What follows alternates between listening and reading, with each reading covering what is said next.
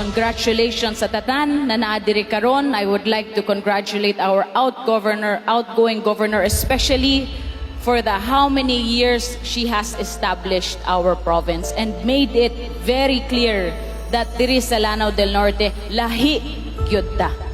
Lahi gyud ta ug makita na sa uban mga provinces. Makita nato atong mga development. Again, we cannot do that unless we are all united.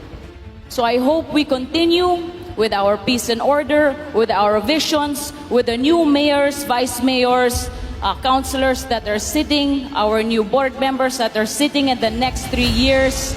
I encourage us all to work together, not for ourselves, pero sa mga tao diri sa Lanao del Norte, for the betterment of the future of the province of Lanao del Norte. Daghan kayog salamat, congratulations sa tanan, and happy araw ng Lanao del Norte. Mayong buntag.